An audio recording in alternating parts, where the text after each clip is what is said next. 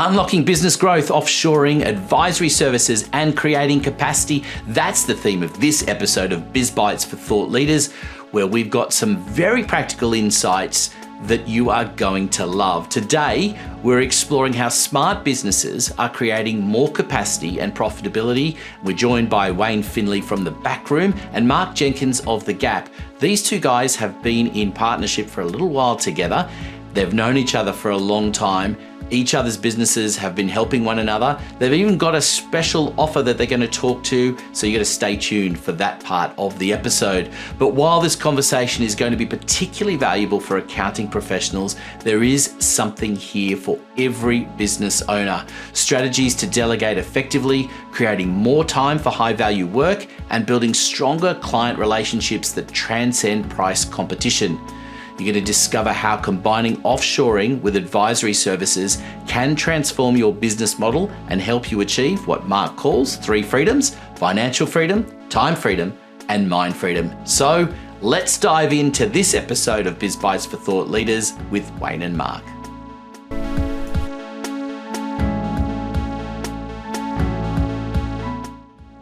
First of all, let me welcome Wayne and Mark to the program. Welcome. Yeah, thanks, Anthony. Hi there, Mark. Wayne. Thanks, Anthony, for having us. Absolute pleasure. Well, look, I think we need to kick things off and let you both introduce yourselves to the audience so they get to know a little bit about you each. So, Mark, why don't you kick things off? Yeah, well, one of the things that always concerns me with a podcast and being an accountant and an introduction is, when I introduced myself to my wife and said I was an accountant, she was quickly looking around the room for someone else to talk to. So let's just get that spoiler alert out the way. I am a reluctant chartered accountant, had been for 30 years, owned my own firm for about 20 years, and probably the more interesting time in that was when I was doing advisory work. I sold that firm about 11 years ago and formed The Gap, and The Gap is essentially a content company to help you sell and deliver structured advisory services to your business clients. So we work with accountants. So I point fun at myself as an accountant, and I'll probably point some fun at a few accountants who are listening to this as well. We would never do that on this program. Never make fun of accountants. What about you, Wayne? You want to introduce yourself to everyone? Yeah. Welcome, Anthony. Wayne Findlay, another accountant. But born and bred from the deep south of Tuatapere in New Zealand. But right now in the Philippines. So it's a sort of a long way from home right now. Like Mark, I had my own CA firm. We were located in Wanaka, New Zealand. I did that with my brother. I met Mark when we were both in the same coaching group. Actually, we had a guy that was coaching us. And that was good fun back in those days. We had a lot of good times.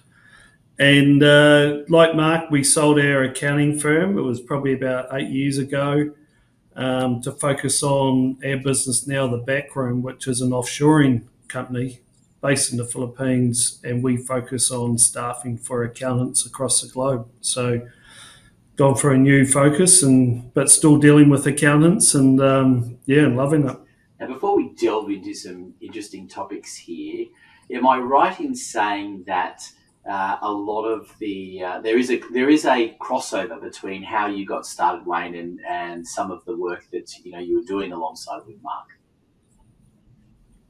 Yeah, well, because I'd have to say that we probably couldn't do what we did, setting up the Backroom, because I freed up a lot of capacity for myself. So when we didn't really want to sell, but we got approached, so we sold. But luckily, we're in a position where we could free up that time and work on the Backroom, and that was because we used the Gap. So, which helped us, one, get a good price for our accounting firm, and two, it meant that I had that time and capacity where I could do some added value with clients.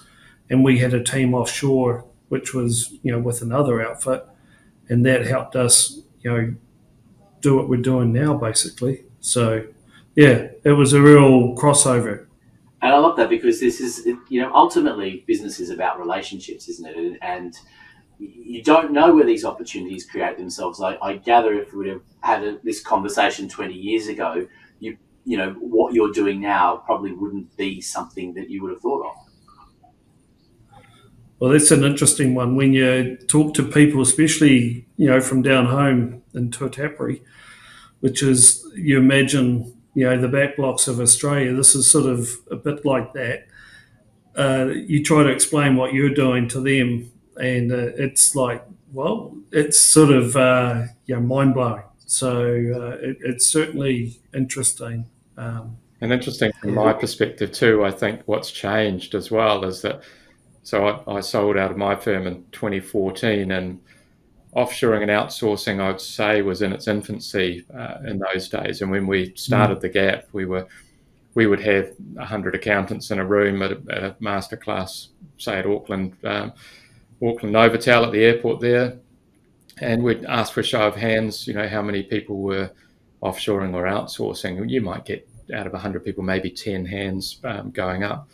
And then more recently, when we've been running events, you're getting 95 to 96% of the people are offshoring or outsourcing. And so then it's evolved from offshoring and outsourcing being a must do, and then it's just who's best of breed. So then it's just a conversation about, what's the service level you can get, how reliable are they, how good are the people, and what I love about the Backroom is that the owners have owned an accounting firm themselves, so they have that deep subject matter expertise of accounting firms and what their challenges are. And so, just as I've in my own accounting firm was delivering advisory services, and I've got deep subject matter expertise on advisory, that's why I think the partnership is really strong with the Backroom and the Gap, because we do, even though we point fun at each other for being accountants, that's the common ground, and that's the understanding we have of our respective client bases, who are people that often use both of our products. It's an interesting point that you raise, because I know there's a lot of businesses that like this kind of concept of people working from the ground up. And that may be true for founders that can do that. But even I know businesses like Aldi, for example, if you're going to rise even up to the top levels of Aldi, you start by stacking boxes. And you might be doing that as a temporary assignment, knowing full well that you're moving into a management role. But, getting your hands dirty and truly understanding the niche is incredibly important, and I imagine not something you could be doing, particularly in the advisory space, Mark, unless you really understood that. Yeah, look, it goes the same for offshoring as well. If you don't understand the problems and challenges that accountants face, resourcing is a massive problem. I mean, if you Google the world's most boring jobs, I think accounting comes up at number 3 or something in the top 5 anyway. And so, let's face it, it's not a desirable industry. And so we've got a shortage of people in New Zealand and Australia, UK, who are not wanting to do this sort of work. And yet in the Philippines, you've got an abundance of people who are training in accounting. And so it's a great opportunity for both solving the resource problem, but also demonstrating what you do with that capacity that you create when you do offshore. And the work's just so much more fun. It's so much more rewarding as well. So yeah, it's an interesting time to be in accounting. There's a lot going on, and offshoring and advisory are, I describe it like peas and carrots on their way in, not on their way out. So Wayne, that begs the question then. I mean, there's on one hand we're saying here that it's a boring job, but clearly there's people, I imagine, that love the boring job. That's probably one part, and we're probably being a bit unfair in classifying it as that. But the second part is really this, there's an abundance of talent that's in the Philippines as well. And I think there's probably a misconception that talent isn't as qualified as it might be if they had, studied in Australia. But that's not the case, is it? No, it's not the case. I think accounting's a 4-year degree here in the Philippines. And then, as well as that, you need to do your internships along the way. So they're actually doing hands-on work as they're learning. And in New Zealand, I think it's a 4-year degree now, but it used to be a 3-year degree when I did it. So, but I always compare the hours in a week that you study. Like I remember when I was in Dunedin, I think the second year I had 13 lectures a week. So then I compare it with the students here. It's a 40-hour week plus. they flog them here at the university. And then they have all these other things they have to do as well. So their learning is a lot more. It's a lot harder. There's a lot more regular testing, and the students, I don't know, but there's a lot of people want to become an accountant, and I think it is. It's because of the BPO industries like us, because the average wage that we pay accountants, compared to other industries, is a lot higher. So the average wage is going up all the time as well.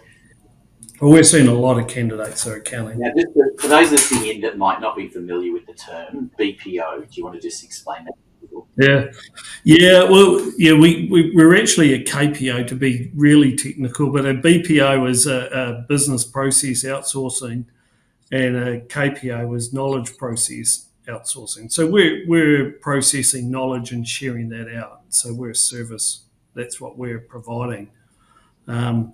Where I am in Clark, there's a lot of BPOs. But there's very few that specialise in accounting. So, and I think that puts us up on a pedestal, especially being able to provide training, and also being able to get the top-notch students. We tend to get the pick of the bunch as far as grads come and want to work for us.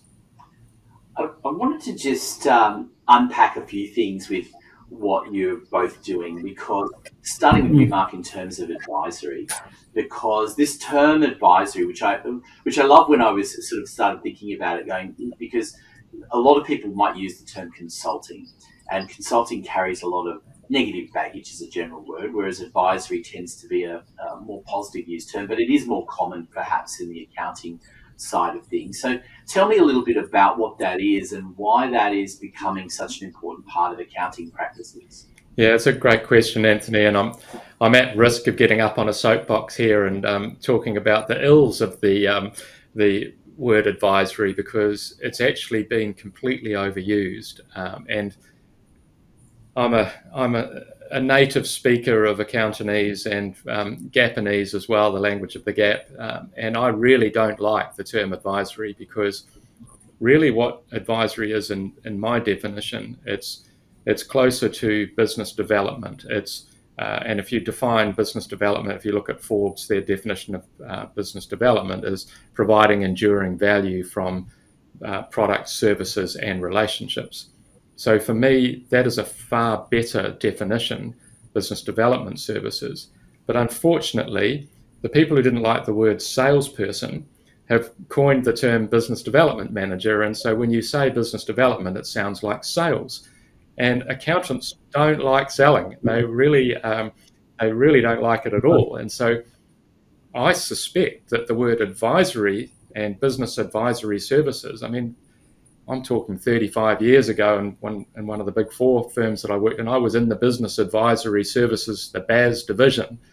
There was nothing advisory going on there at all. We were producing sets of financial statements and telling clients how much profit they'd made and how much tax they'd pay, and hope they didn't ask us what the accounting fees had been. But so I think consulting is not the right term either, because consulting is, if you take the cynical view, it's somebody who takes your watch off you so they can tell you what the time is. That there's someone you pay to do a piece of work. Now, you can't, as an advisor, you can't do a business plan for a client. Business advisory services, in my definition, if we go down that line of providing enduring value, working side by side with a client to help them achieve their goals, overcome their problems and challenges, things like business planning and coaching and cash flow and profit improvement work. you're not there to advise them what to put in their business plan. You're there to facilitate and ask questions and help them create the time and the space to create that plan, and then to hold them to account and to report against that, how they're going. So from my perspective, does sound like a soapbox. I'd love to change the word advisory. I don't think I'm swimming against the tide. But my definition of advisory is more in the line of coaching or mentoring, where you're asking questions, you're facilitating planning and business improvement for your clients. Hey, we hope you're enjoying listening to the Biz Bites podcast. Have you ever thought about having your own podcast, one for your business, where your brilliance is exposed to the rest of the world? Well, come talk to us at Podcasts Done For You. That's what we're all about. We even offer a service where I'll anchor the program for you. So all you have to do is show up for a conversation. But don't worry about that. We will do everything to design a program that suits you, from the strategy right through to publishing and, of course, helping you share it. So come talk to us, podcastdoneforyou.com.au, details in the show notes below. Now, back to Biz Bites. So from my perspective, it does sound like a soapbox. I'd love to change the word advisory. I don't think I'm swimming against the tide. But my definition of advisory is more in the line of coaching or mentoring, where you're asking questions, you're facilitating planning and business improvement for your clients. You're achieving synergy by working side by side with them to get a result that's better than what they could achieve on their own.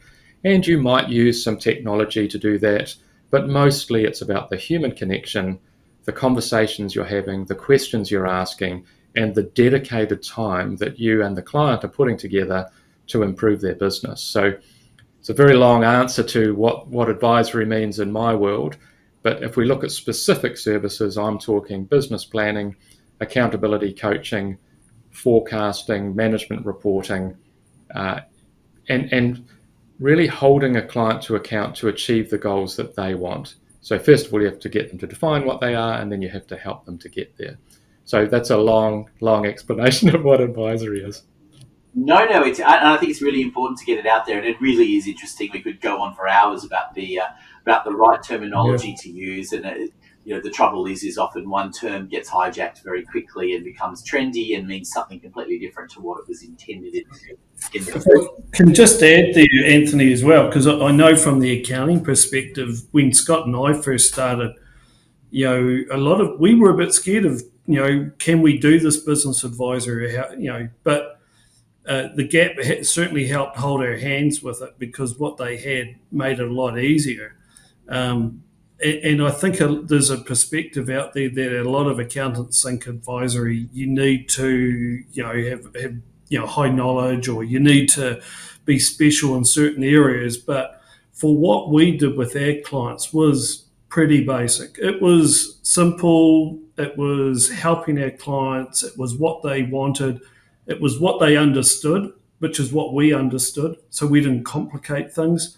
And it certainly paid dividends for us. So, 100% behind what Mark was saying there. And I imagine, Mark, that this area is becoming more and more important, particularly as there are tools that are now making some of the other tasks a little bit more easier and quicker to support. So there's, the differentiator between accounting firms has to be some level of advisory, where traditionally the contact from accounting firms would have been with a client, during BAS, if that's what's needed, and at least once a year for tax. So fairly negative, generally speaking, ways of engaging with it. But there's a need to move out of that space now. Yeah, look, I think, and there's been a lot of talk about this for 20, maybe 30 years, about what will happen to accounting. I think Wayne, was it about 4 or 5 years ago, there was some prediction that there'd be 19 accountants in New Zealand by 2030. Some ridiculous situation. Of course, that's not going to be the case. Technology. And now there's AI, and it says we're all going, but I don't think that's the situation, because people want to deal with people, especially when it's dealing with finances and money. The old trusted advisor. So absolutely. So I think from my perspective, we can talk about technology that's the enabler. We can talk about offshoring as the capacity creator. And then it's like, okay, so you've got all this technology and you've got offshoring in place, you've created capacity, so what will you do now? And if you can spend more time with your clients, even if you just start asking them questions and you start meeting with them to talk about their goals and their problems and challenges, and you start solving their problems and challenges in the form of a service that you offer them that's structured and clear so that you know what to do. You know, okay, I'm going to send some pre-work. I'm going to run it. I've got an agenda I'm going to follow. I've got a template I'm going to use. I've got some AI tools that are going to support me to do that. But first and foremost, I'm going to have a conversation with a client, meet them where they are, talk language that they understand the way Wayne's talking as well. Technology cannot do that. It'll never be able to do that. And so advisory to me is just it's the filler for the space that you create by offshoring or using technology. Now you can't, most accountants I talk to, I did a webinar a couple of hours ago and I asked people, what are their challenges? And they will say, well, got no time.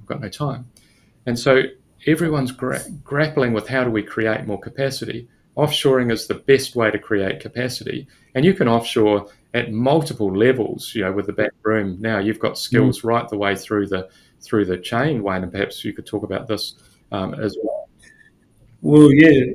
We're going to have another webinar, aren't we, Mark, where we're going to cover off, and go into more detail on this as well. But some of the key things, you don't just need accountants. You have admin, marketing, VAs, EAs. So there's lots of resources you can get from offshore that will give you that time. So I think one of the best books that I've read in recent years is Buying Back Your Time.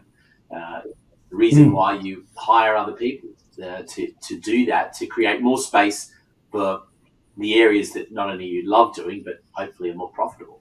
And I think the point there is that capacity doesn't equal profit. So if you create more capacity by offshoring, you're only going to make more profit if you use that capacity that you've created to sell more services or to generate more revenue. At the same time, if you don't do that, then if you don't have those conversations with clients, then my concern is there's a real race to the bottom because margins will slip over time. Expectations of clients will be, this is a transactional relationship. And I know Intuit released some research of about 500 accounting firms in Australia and 500 small and medium-sized business owners. And 1 in 3 of those business clients saw their relationship with their accountant as transactional. Well, that's a real worry. Only 16% of those business clients considered they had a strategic partnership with their clients. 84% of the people who considered they had a strategic partnership with their accountants considered they got immense value from their accountant. So if you think about the clients that Wayne's talking about, where you've got a deep connection, they're not going to shop around based on price. They're going to work with you based on the relationship. So how do you get to work with them more? You need a system and a process to do that, and you need to offshore to create the capacity to be able to do it. How much of a challenge is it, though, in convincing accountants that are used to having their hands dirty and, in terms of getting into the numbers and doing all of those things that they might do, to step away from that and to let that part go so that they can focus on this other area? That's a big thing. And that's something that I struggled with for a start, but I actually got the help of our friend, Rob, who helped us, Mark. Remember, he had something about wearing the hats, your red and your black hat. So look at the tasks that you were doing, and one would be a red hat. I forget, one was for admin and one was where you're productive. And so both Scott and I in our accounting firm, we went through and we listed down everything that we did that we shouldn't be doing, and we looked at delegating it. And so being able to delegate is very important. and it's one of the things that accountants struggle the most with is being able to delegate. So we delegated and we set up our own offshoring business, and you wouldn't be able to do that if we didn't do And that. I had a real fear myself about delegating. So I delegated all of the annual accounts review meetings to my senior team, and they, the ones who wanted to. Anthony, you're right. Some people love to just work with the numbers, and that's just fine. There aren't as many of those people as there used to be, and the ones coming through, the next generation of leaders, don't want that. So for those who do want that, that's just fine. But those who want the opportunity, I had this real fear about delegating because I thought, what will my clients think? The relationship is with me, and so, but what I found was that they really enjoyed it. The team members enjoyed the work. The clients enjoyed having a second point of contact because they said, it's so much easier for me to get hold of your team than it is for you. You're always in meetings. And I was able to say, look, I'm not leaving. I'm here to do the work that I'm best at, which is not your annual accounts and your tax. I don't do that work anymore. So the best people to do that and to go through your accounts are the people that have done that work. And the best people, the best way to work with me is on a more of a strategic level. So if you want to work with me on a strategic level, this is the sort of work that I'm freeing up my capacity to do. I lost one client. One client left. He said, no. I came here because I wanted you to be doing my GST or my BAS. I wanted you to be doing my annual accounts. And I said, well, look, his name was Simon. I said, Simon, look, this is not going to work. And I recommended him to a one-person operation down the road. And he was really happy with that. Both the accountant and the client were really happy with it. And I was happy with that too. We did the same thing, Mark. And I'd always position it, say Anna, who was our senior accountant, I'd say, well, Anna's better than this than me, to be honest. She knows more about tax and, how the compliance will fit. You meet with her, do the end of year, the tax, because that's history. That's looking backwards. And then I'm going to schedule a meeting with you in a week's time, and then we're going to go look forward. And we can plan for next year. We can do our budgets and forecasts. We can look at ways to improve profitability. And that was the way we positioned it in our accounting firm, and that worked really well. Yeah, it's a difficult thing when you have some clients that you need to move on, but it is also an important thing for both sides of the fence, because there's nothing worse than dealing with people where each party knows that you're not the right fit. And that's an important thing, people getting to know you, and which goes back to the advisory stuff, doesn't it? It's that opportunity to actually have more lengthy, detailed conversations and be more proactive with those conversations rather than waiting for, isn't it tax time?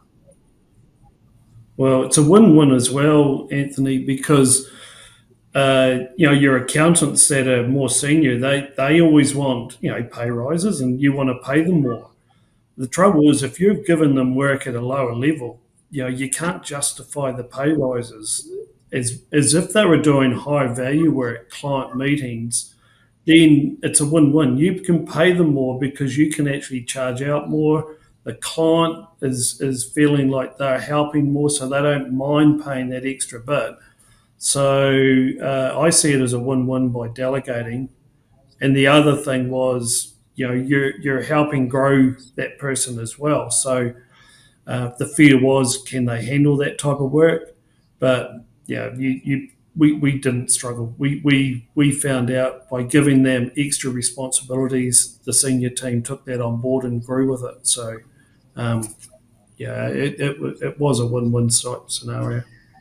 Something else I want to explore that you guys both touched on in your introductions that I think is important for any business owner listening in to understand is this concept of how you sold the businesses. And so, because I'm interested on a couple of levels. One is this obviously this idea that you're building a business indeed to be able to exit it, but also how soon you had the vision for what you wanted to do next. Was that part of the why you were exiting, or did the exiting happen first? Mark, I'd throw to you first. What was the situation for you? Yeah, so resigned from the accounting industry, I think 4 times in my career. After starting in the Big Four, I got a bit burnt out and went and ran a ski chalet in France and said, that's the end of it. I'm not doing accounting ever again.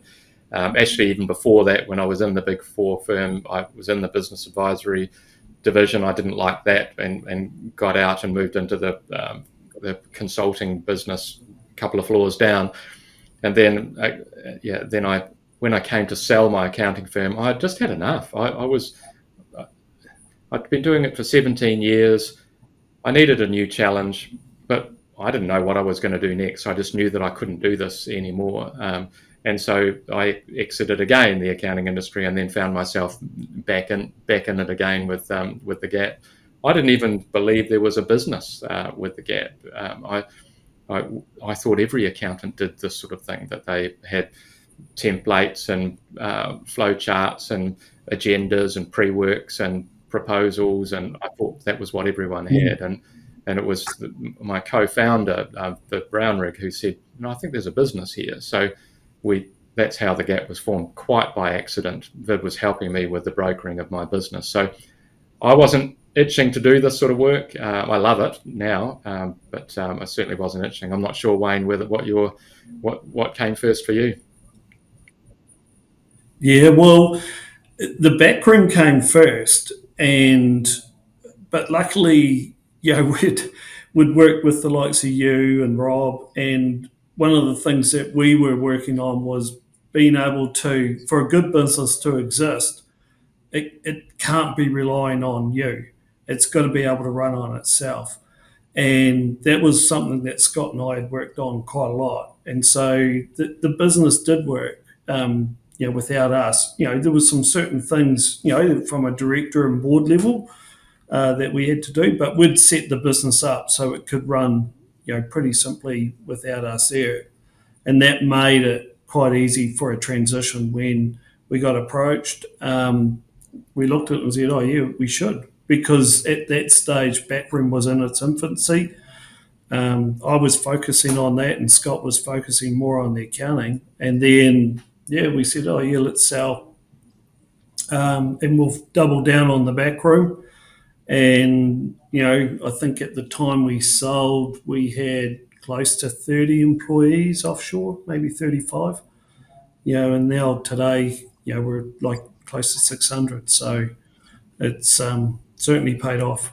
Yeah, I mean, and I think it's an interesting exercise, isn't it? Because you both sort of talked about, I guess, in a way, kind of losing the passion for what you originally were doing, but have found that in what you're doing now. So those opportunities that presented itself found a new purpose. And I think what's intriguing for me, Mark, with yours, or both of you really, is that you've not only found a purpose for your own selves, but what you're actually doing is helping drive that for others. Yeah, look, I mean, our purpose statement is, far simple and profitable advisory, and so we're wanting it to be easier. But actually, the reason behind that is that we want more accountants to be helping more small and medium-sized business owners to achieve the goals that they want. And this is something that I've always been passionate about. And for years, I always dreamed that's what an accountant would do. And then I found out what they did was actually nothing like that at all.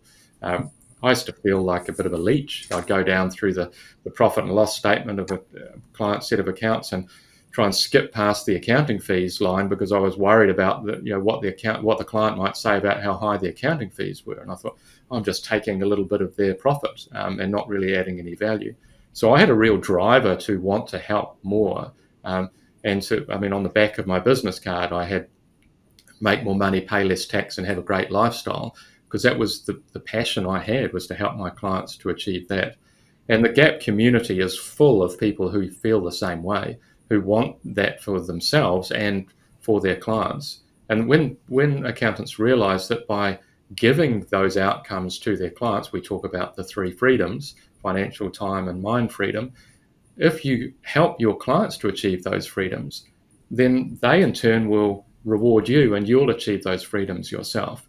So long as you offshore, embrace technology, and open up those client relationships at the level that your clients really want. And so it's it's a virtuous circle. It's really nice to see, and we get lovely anecdotes from members all the time who share, what their clients have said, how it's been life-changing for them, and that's what really gets me excited about coming back to work. And I imagine, Wayne, there's a fair amount of people that are a bit nervous, particularly the first time, that they might be using an offshoring, and then by you demonstrating what the ability is, I imagine that they keep coming back for more and understand the value of what the service is that you offer.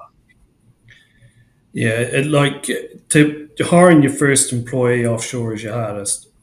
Once you have your first employee, your second, third, fourth is so much easier. And what I say is it gives accounting firm options. So if someone leaves in the accounting firm in New Zealand or Australia, if you've got a team offshore, it gives you an option. You say, well, hey, do I replace this role onshore or offshore? So it means that Mark talked about, the shortage of accountants and even bookkeepers globally. There's such a big shortage. It just means you have that option, And then the other thing is it frees you up that you can then, you could add more people as more, you can scale quicker. There's so many benefits to offshoring, and it gives you that ability, like Mark talked about, the 3 freedoms. So if you can create that capacity, then you can fill that time with, maybe it is more time on the golf course, or maybe it's doing more advisory type work, and then that frees up your mind, less stress. So I think it all, it does tie it all together. I'd love to get both of your assessments as well as where the industry is going, because the accounting industry is not different to a lot of other spaces as well. So I think that's important for people who are listening in to understand that. But technology has played a significant role in the accounting space, and we think of the likes of Xero, for example, being cloud-based software and much more accessible, particularly to small businesses who may have limited knowledge of how to do things, and interacting that with accountants. That's just one example of a whole myriad of technologies that have come into play and are changing the way the whole space is operating, isn't it? Yeah, well, I see the big thing at the moment is AI and how that will impact. And from what I've seen in talking to accounting firms, there hasn't been a big impact yet. And that's not to say there will be in a few years' time. But I do think it will be more technology. It will just mean we'll be able to do things a lot easier, a lot better, we'll be more efficient. I think QuickBooks or Intuit in the US have started to release some products that help tax, for instance, doing tax in the US a lot simpler. So there is some efficiencies there, and so there will be some changes in the future. But accountants are notoriously slow adopters of technology. Then you've got your clients who also that work with accountants, sometimes are risk averse as far as what technology. So certainly an interesting landscape over the next 3 years, perhaps. Yeah, how do you see it? Yeah, it's interesting. Is it Jeff Moore crossing the chasm? The change adoption curve. I think I'd suggest that AI and robotic process automation is sitting with the technologists, the 2.5%. Then we're going to get into early adopters who are going to do this as well, that 13.5%. But there's going to need to be a lot of social proof that these technologies really work before we're going to get that early majority, that next 34%, and the late majority, the next 34%, adopting the AI. I'm seeing a lot of AI being used anecdotally, not in a particularly systemized way at the moment. I'm seeing a lot of advisory assistant type work, data lakes where technology can access information so you can open a conversation with a client. That's all great, but that's just another enabler. It's another enabler and efficiency gain to help you to have better relationships, better conversations, and give better service to your clients. So it's the same as offshoring. It's the same as all the other technology we've had in the past. I don't believe there's ever going to be a substitute for the human connection. Whether the margins will stay the same on the core services, I believe the margins won't be there longer term. But hey, look, people have been saying that for a long time, and people will probably look at me and say, well, I'm not like you. I'm not an early adopter. I'm not a technologist, and I don't believe you yet. And that's just fine. That everyone will have their own spin on this. What I really want to encourage accountants to do is to just get in touch with their clients more. Ask more questions. What are your challenges? Or use AI to find some insights in the client data to say, well, look, I can see there are some challenges here. I'd love to talk to you about how we could improve your cash flow or improve your profitability. And in the webinar we're doing with the Backroom, I'll be showing a little bit about tools that you can use to enable those conversations, because again, the tool is just the enabler for a better conversation. And if we want to avoid a race to the bottom or a move to generic provision of compliance services, which ultimately means a lower price and a lower margin, then we have to stay relevant as accountants to business clients. And I think this is a great opportunity to increase the value of the conversation, increase the value of the relationship, increase the value of the service, and use technology and offshoring to create the capacity even more to be able to do this work. I think you're right, because there'll be more of a competitive landscape in the future. With the early adopters may get more clients. The average age, I think, of the accountant or the principal is pretty high in New Zealand and Australia. It's getting close to 60. So there's going to be a changing of the guard at some stage, and it's how the next decade, how the next people coming through embrace that technology. There will be competition that are going to drive down prices. So if you want to remain competitive, you need to take all these tools up, and one of them could be, offshoring, and advisory, I think, needs to be part and parcel of what you do as well. What's fascinating really is that when you ask the kind of question that I did, often people do jump immediately to their core activities and saying, well, is technology going to replace some of my core activities? But in fact, what a lot of the time can happen with the technology is it can enable you to do some of the peripheral activities much more efficiently and better. And one of those is engagement. That's really a big opportunity. The tools that are available now to engage with people on a more consistent basis and still make it quite personal are far better than what they were, many years ago. And they're improving all the time. And those things help with the advisory side of things. And of course, more of that, being able to do more of that means, happens because you've got more offshoring happening. So it's a nice kind of circle of what's possible. Mm-hmm. One of the tools, Anthony, and Mark mentioned the webinar that we're hosting together in a week's time. So I'll be able to show you, we have this growth calculator, and it's a fantastic tool that we'll be able to share for people that attend the webinar. But it shows you what you can do with your firm. And at the webinar, I'll showcase what Scott and I did with our firm, Findlay & Co., and how we went from a compliance-driven firm to having more advisory and an offshoring team. And you'll see the numbers. You'll see how it changed our firm, and and how it impacted us with our our valuations as well. So we're sort of dropping the drawers a little bit so you can see inside the inner workings and get some tangible, what you can see from a tangible point of view. I love that, by the way. I've had a little bit of a sneak preview of what you're doing with the growth calculator, and I don't want to put any spoilers in place for people that are going to join the webinar, and we'll have details of how to find that in the show notes, of course, for everyone listening in. And if you're listening in at a later date to this, don't worry, I'm sure there'll be other webinars in the future, so we'll make sure there's plenty of contact information there in the show notes. But what I love is the concept. of the calculator itself that I just wanted to touch on very briefly, because what you're trying to do is demonstrate a value add for people and what the impact is. And I think that's a lesson that a lot of businesses can learn in lots of different areas of business, is showing how you can add value and make it feel a little bit more real to the individuals that are there. So, and is that, I imagine that was the strategic idea in the first place.